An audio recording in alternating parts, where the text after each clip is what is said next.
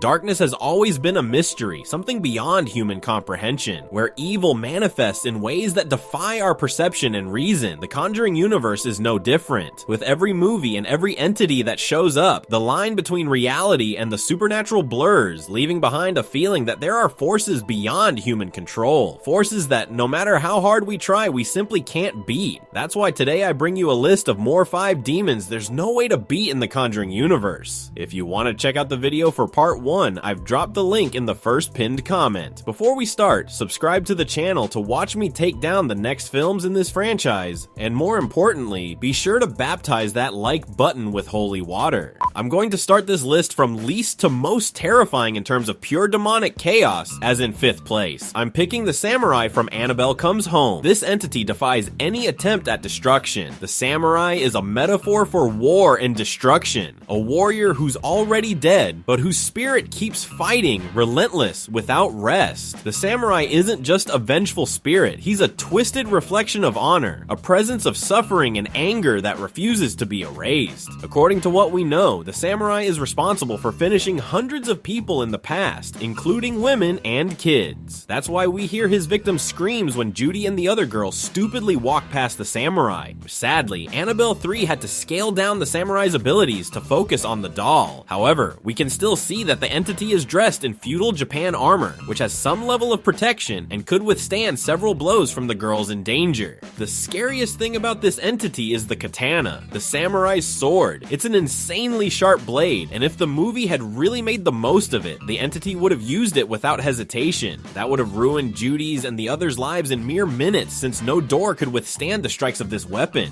Unfortunately, the movie didn't take full advantage of the character, but under normal conditions, you definitely end up as human fillet. Next, we've got the Goat Demon from The Nun 2. This entity was once considered a scary school story in the girls' school we see in the second movie. The mean girls would drag the new students to a forbidden part of the school and make them stare at a stained glass window. At a specific time, the goat's demon eye would lock onto them, immediately sending them on a one-way trip to hell. The problem is, the nasty girls didn't realize that a super powerful demon had already entered the school. Yes, I'm talking about Valak, the demon who's cosplaying as a nun. As we saw in The Conjuring 2, the nun can create other entities through the fear people feel from them. We saw this happen when Valak created the Crooked Man to scare Janet and the others. Besides looking monstrous, the goat has super strength and can easily break doors to chase its victims. Forget about locking yourself in to avoid death. It's just a matter of time before this entity smashes through your protective barrier. Also, the demon goat is fast as a bullet, as it runs down a staircase with ease and almost attacks one of the school girls. If you think this is no big deal, there's one more thing. The goat doesn't necessarily follow the laws of physics. Even when it's locked out, it uses telekinesis to throw one of the students against the wall. So, if you're within its range, this goat demon is definitely gonna catch you. You're a monster!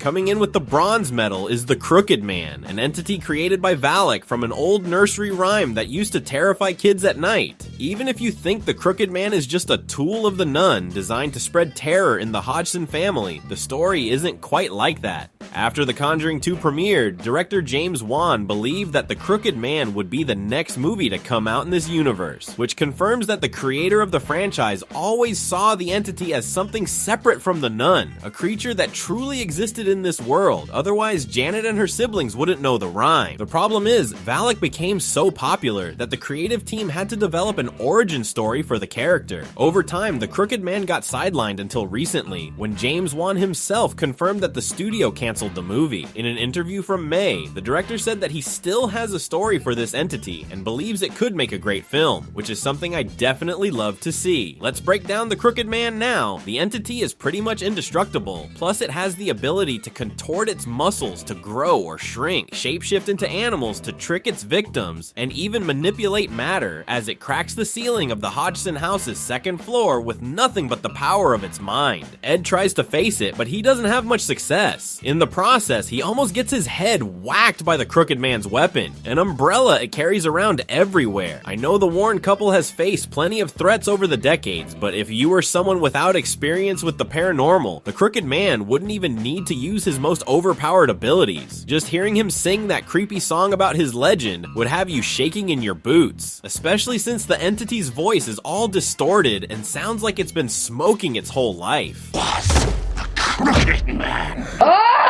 In second place, we have Ayla, the witch from The Conjuring 3. I know that this movie is hated by a lot of franchise fans, but it does have its redeeming qualities, and one of those is definitely the villain. Ayla was secretly created by her father, a priest named Kastner, who had an affair with a woman without the church's knowledge. After abandoning his priesthood, Kastner dedicated himself to fighting the Ram cult, the same group that brought the demon Malthus to Earth, who would later possess the Annabelle doll. While doing his research, Kastner made the foolish decision to build a collection of evil artifacts in his basement, which eventually piqued Ayla's curiosity. Since Ayla lived isolated from other kids her age, she started studying occult arts and later joined the Devil's fan club. So Ayla decided to strike a deal with him. In exchange for immortality, the witch had to sacrifice 3 souls, which we later find out are Arnie, Ed, and another girl called Jessica. To control her targets, Ayla sends them totems without their knowledge. This means anyone can get cursed just by receiving an order with this malevolent offering. Ayla may seem like a scrawny witch, but if she sets her eyes on you, it's already too late. You might think you can avoid accepting gifts from anyone, but the witch can simply place the totem under your house, like we see her do with David Glatzel. Once cursed, the only way to break the spell is by destroying the altar where the witch set up the offering. This is difficult because you first have to locate the witch's lair. Even if you try hard to find the witch, the longer the curse lasts, the stronger it gets, and soon you won't be able to tell reality from nightmare, just like Arna did when he killed Bruno thinking his fiance's boss was some demonic beast. You know, witchcraft also forces you to do things, like when Jessica ended up sending her best friend to the afterlife with 22 knife wounds. It even gets to the point where Arnie almost ends up in the afterlife in prison when the curse becomes too powerful to fight. Now, let's consider the situation where the witch hasn't cursed you. You might think you can just go ahead and beat her up, but it won't be that easy. Ayla is a master of occult arts, meaning she has some tricks up her sleeve. For example, she's casually talking to her father, who decided to shoot her and end the trail of evil once and for all. However, before he can pull the trigger, Ayla magically teleports, surprises him from behind, and sends him to the afterlife with a throat slash. All of this happens in just a few seconds. As if that wasn't enough, Ayla is also able to possess Ed by blowing powder into his face, which could result in Lorraine's death at her husband's hands. Cursed or not, it's highly likely that Ayla would wipe the floor with you with ease.